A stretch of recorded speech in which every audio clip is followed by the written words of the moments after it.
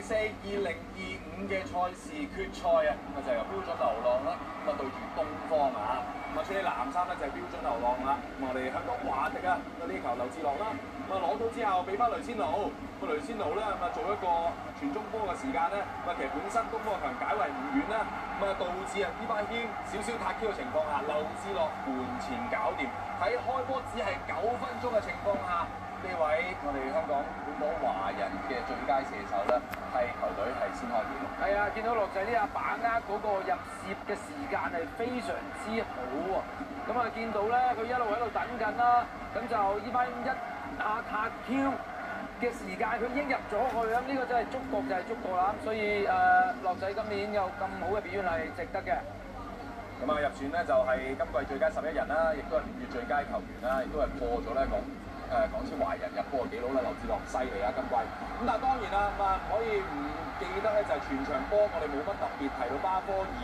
但係標準流浪領先到第79分鐘嘅時間咧，俾巴科爾呢個波接應洛迪古斯嘅助攻，從而門前快腳咧就係碌入咗，少少撻 Q，但唔緊要啊，個波咧最終都慢流地袋入波，當時係80分鐘將個比數改寫為1-1啊！係啊，下半場洛迪古斯入咗嚟咧，就的而且確有一啲嘅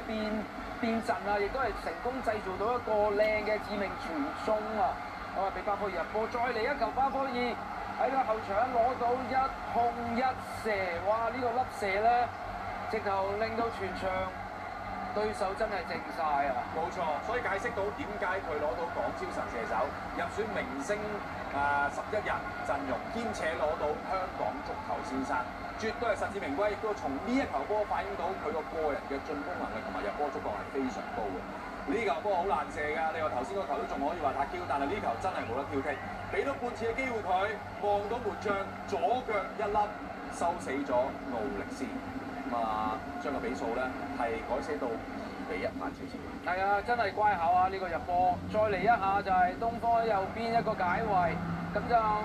流浪呢下有少少嘅誤會啊，令到造就巴科爾再嚟一個反擊上面嘅入波，入第3球啦，3都摸埋啊！見到佢真係神奇4分鐘啊！屬於東方呢邊，至於惡夢4分鐘就一定係標準流浪啦。你見到啦，林遼泰有啲同門將奧力斯咧就係溝通上嘅失誤啦，俾到巴科爾又係其實一下嘅機會，俾到巴科爾咧就係連中3元嘅情況下咧，80分鐘、82分鐘同埋84分鐘嘅波，亦都改寫咗今場波嘅結果，從而3-1